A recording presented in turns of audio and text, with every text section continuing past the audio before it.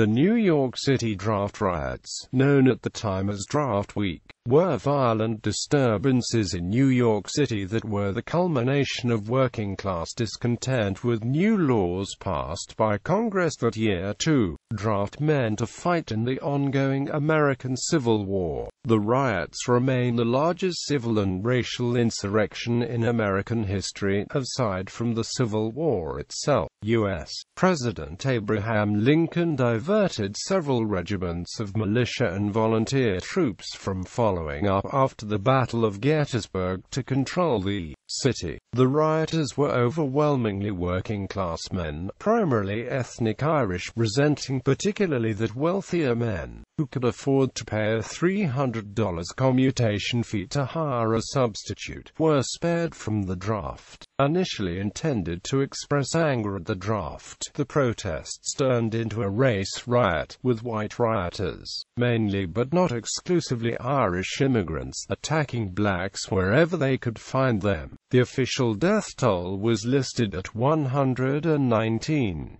The conditions in the city were such that Major General John E. Wool, commander of the Department of the East, said on July 16 that martial law ought to be proclaimed, but I have not a sufficient force to enforce it. The military did not reach the city until after the first day of rioting, when mobs had already ransacked and destroyed numerous public buildings, 2 Protestant churches, the homes of various abolitionists or sympathizers, many black homes, and the colored orphan asylum at 44th Street and 5th Avenue, which was burned to the ground. The demographics of the city changed as a result of the riot. So many blacks left Manhattan permanently that by 1865 the population fell below 10,000, the number in 1820. Background: New York's economy was tied to the South. By 1822 nearly half of its exports were cotton shipments. In addition, upstate textile mills process cotton in manufacturing. New York had such strong business connections to the South that on January 7, 1861, Mayor Fernando Wood, a Democrat, called on the city's Board of Aldermen to declare the city's independence from Albany and from Washington. He said it would have the whole and united support of the southern states. When the Union entered the war, New York City had many sympathizers with the South. The city was also a continuing destination of immigrants. Since the 1840s, most were from Ireland and Germany. In 1860, nearly 25% of the New York City population was German-born, and many did not yet speak English. During the 1840s and 1850s, journalists had published sensational accounts directed at the working class, dramatizing the evils of interracial socializing, relationships, and marriages. Reformers joined the effort. Newspapers carried derogatory portrayals of blacks and ridiculed black aspirations for equal rights in voting, education, and employment. Pseudo-scientific lectures on phrenology were popular, although counted by doctors. At the time, some areas of the city, such as Lower Manhattan, had mixed populations of residents. The Democratic Party Tammany Hall political machine had been working to enroll immigrants as U.S. citizens so they could vote in local elections, and had strongly recruited Irish, most of whom already spoke English. In March 1863, with the war continuing, Congress passed the Enrollment Act to establish a draft for the first time, as more troops were needed. In New York City and other locations, new citizens learned they were expected to register for the draft to fight for the new country. Black men were excluded from the draft as they were largely not considered citizens, and wealthier white men could pay for substitutes. Free blacks and immigrants competed for low-wage jobs in the city. New York political offices, including the mayor, were held by Democrats, but the election of Abraham Lincoln as president had demonstrated the rise in Republican political power nationally.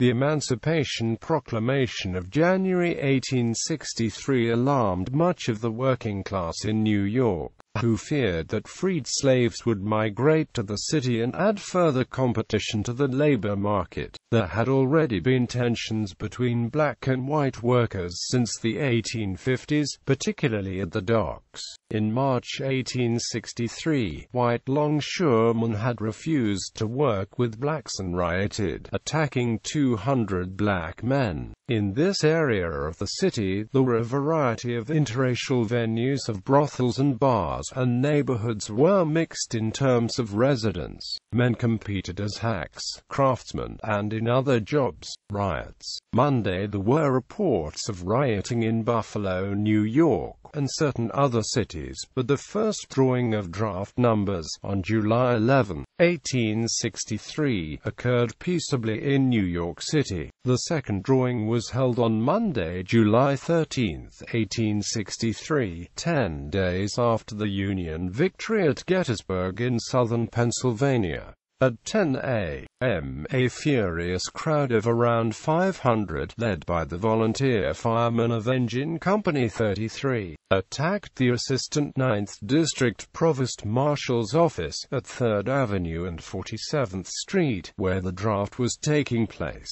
The crowd threw large paving stones through windows, burst through the doors, and set the building ablaze. When the fire department responded, rioters broke up the vehicles.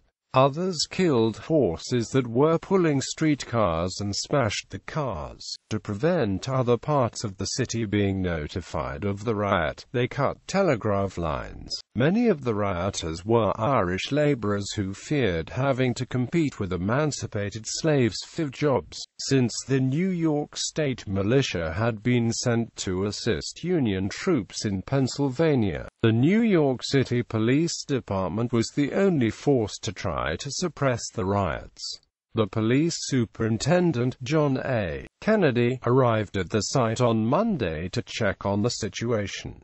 Although not in uniform, people in the mob recognized him and attacked him. Kennedy was left nearly unconscious, his face bruised and cut, his eye injured, his lips swollen, and his hand cut with a knife. He had been beaten to a massive bruises and blood all over his body. Police drew their clubs and revolvers, and charged the crowd, but were overpowered. The police forces were badly outnumbered and unable to quell the riots, but they kept the rioting out of Lower Manhattan below Union Square. Immigrants and others in the bloody 6th Ward, around the Seaport and Five Points area, refrained from involvement in the rioting. The Bull's Head Hotel on 44th Street, which refused to provide alcohol to the mob, was burned. The mayor's residence on 5th Avenue, the 8th and 5th District police stations, and other buildings were attacked and set on fire. Other targets included the office of the New York Times. The mob was turned back at the Times office by staff manning Gatling guns, including Times founder Henry Jarvis Raymond. Fire engine companies responded, but some firefighters were sympathetic to the rioters, as they had also been drafted on Saturday. Later in the afternoon, authorities shot and killed a man as a crowd attacked the Armory at 2nd Avenue and 21st Street. The mob broke all the windows with paving stones ripped from the street. Rioters turned against black people as the scapegoats and the primary target of their anger. Many immigrants and other poor people viewed free black men as competition for scarce jobs, and worried about more slaves being emancipated and coming to New York for work. The mob beat, tortured and killed numerous black people, including one man who was attacked by a crowd of 400 with clubs and paving stones, then lynched, hanged from a tree and set alight. The Colored Orphan Asylum at 44th Street and 5th Avenue, a symbol of white charity to blacks and of black upward mobility that then provided shelter for 233 children, was attacked by a mob at around 4 p.m.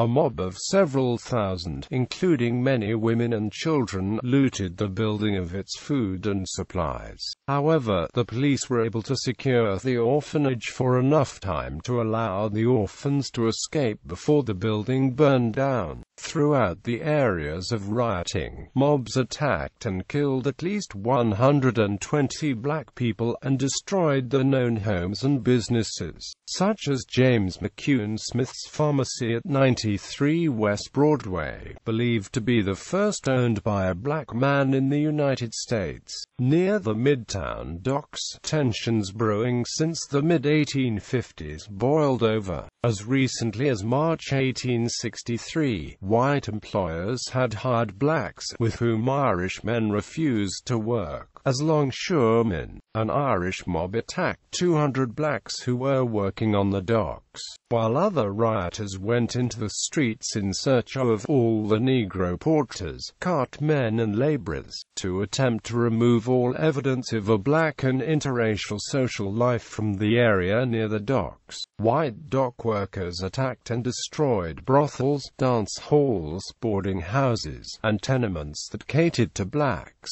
Mobs stripped the clothing off the white owners of these businesses. Tuesday, a heavy rain fell on Monday night, helping to abate the fires and sending rioters home, but the crowd returned the next day. Rioters burned down the home of Abby Gibbons, a prison reformer and a daughter of abolitionist Isaac Hopper. They also attacked white amalgamationists, such as Ann Derrickson and Ann Martin, two white women who were married to black men, and Mary Burke, a white prostitute who catered to black men.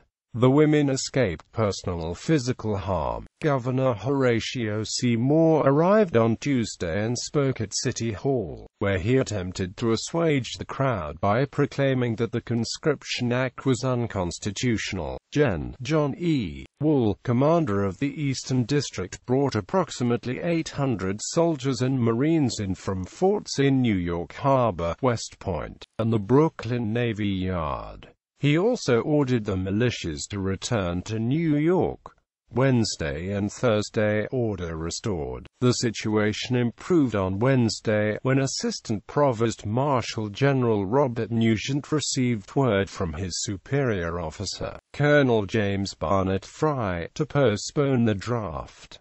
As this news appeared in newspapers, some rioters stayed home, but some of the militias began to return and used harsh measures against the remaining mobs. Order began to be restored on Thursday. The New York State Militia and some federal troops were returned to New York, including the 152nd New York Volunteers, the 26th Michigan Volunteers, the 27th Indiana Volunteers and the 7th Regiment New York State Militia from Frederick, Maryland, after a forced march. In addition, the governor sent in the 74th and 65th Regiments of the New York State Militia, which had not been in federal service, and a section of the 20th Independent Battery, New York Volunteer Artillery from Fort Schuyler in Throgs Neck. The NYSM units were the first to arrive. By July 16, there were several thousand federal troops in the city. A final confrontation occurred on Thursday evening near Gramercy Park. According to Adrian Cook's analysis in Armies of the Street, 12 people died on the last day of the riots in skirmishes between rioters, the police, and the army, including one African American, 2 soldiers, a bystander, and 2 women. The New York Times reported on Thursday that Plug Uglies and Blood Tubs gang members from Baltimore, as well as Schuylkill Rangers and other rowdies of Philadelphia, had come to New York during the unrest to participate in the riots alongside the Dead Rabbits and Machiavellis. The Times editorialized that the scoundrels cannot afford to miss this golden opportunity of indulging the brutal natures, and at the same time serving the colleagues, the Copperheads and Secesh sympathizers. Aftermath. The exact death toll during the New York draft riots is unknown, but according to historian James M. McPherson, at least 120 people were killed. In all, 11 black men were lynched over 5 days. The riots forced hundreds of blacks to flee the city. Violence by longshoremen against black men was especially fierce in the docks area. The most reliable estimates indicate at least 2,000 people were injured. Herbert Asbury, the author of the 1928 book Gangs of New York, upon which the 2002 film was based, puts the figure much higher, at 2,000 killed and 8,000 wounded, but this figure is not widely accepted. Total property damage was about $1-5 million. The city treasury later indemnified 1/4 of the amount. The historian Samuel Eliot Morrison wrote that the riots were equivalent to a Confederate victory. 50 buildings, including 2 Protestant churches and the Colored Orphan Asylum, were burned to the ground. During the riots, landlords, fearing that the mob would destroy the buildings, had driven blacks from the residences. As a result of the violence against blacks, hundreds left New York, including James McCune Smith, moving to Williamsburg, Brooklyn and New Jersey. The white elite in New York organized to provide relief to black riot victims, helping them find new work and homes. The Union League Club and the Committee of Merchants for the Relief of Colored People provided nearly $40,000 to 2,500 victims of the riots. By 1865, the black population had dropped to under 10,000, the lowest since 1820. The white working-class riots had changed the demographics of the city, and whites exerted the control in the workplace. They became unequivocally divided from blacks. On August 19, the government resumed the draft in New York. It was completed within 10 days without further incident. Fewer men were drafted than had been feared by the working class. Of the 750,000 selected nationwide for conscription, only about 45,000 went into service. While the rioting mainly involved the working class, middle and upper-class New Yorkers had split sentiments on the draft and use of federal power martial law to enforce it. Many wealthy Democratic businessmen sought to have the draft declared unconstitutional. Tammany Democrats did not seek to have the draft declared unconstitutional, but helped pay the commutation fees for those who were drafted. In December 1863, the Union League Club recruited over 2,000 black soldiers, outfitted and trained them, honoring and sending men off with a parade through the city to the Hudson River docks in March 1864. A crowd of 100,000 watched the procession, which was led by police and members of the Union League Club. New York City's support for the Union cause continued, however grudgingly, and gradually Southern sympathies declined in the city. New York banks eventually financed the Civil War, and the state's industries were more productive than those of the entire Confederacy. By the end of the war, more than 450,000 soldiers, sailors, and militia had enlisted from New York State, which was the most populous state at the time. A total of 46,000 military men from New York State died during the war, more from disease than wounds.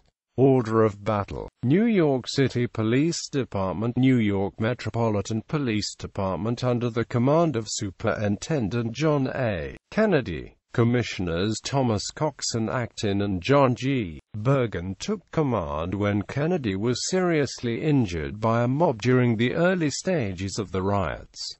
New York State Militia 1st Division, Major General Charles W. Sanford. Union Army Department of the East, Major General John E. Wool. Headquartered in New York. Defenses of New York City, Brevet Brigadier General Harvey Brown. Brown was in overall command of the military fortresses in New York City at the time and volunteered his services to General Wool. Wool instructed Brown to serve under the command of Militia General Sanford, which Brown initially refused but eventually offered to serve in whatever capacity needed. Brig. General Edward R. S. Canby. Artillery Captain Henry F. Putnam, 12th United States Infantry Regiment, provost marshals tasked with overseeing the initial enforcement of the draft, Provost Marshal General U.S.A. Colonel James Fry, Provost Marshal General New York City, Colonel Robert Nugent. Secretary of War Edwin M. Stanton authorized 5 regiments from Gettysburg, mostly federalized state militia and volunteer units from the Army of the Potomac, to reinforce the New York City Police Department. By the end of the riots, there were more than 4,000 soldiers garrisoned in New York City. Fiction. The Banished Children of Eve, a novel of Civil War New York by Peter Quinn. On Secret Service by John Jakes. Paradise Alley by Kevin Baker. New York, the novel by Edward Rutherford. Newt Gingrich's alternate history novel Grant Comes East. Theater and film. The short-lived 1968 Broadway musical Maggie Flynn, starring Shirley Jones, was set in the Tobin Orphanage for Black Children. Gangs of New York, a film directed by Martin Scorsese, includes a fictionalized portrayal of the New York draft riots.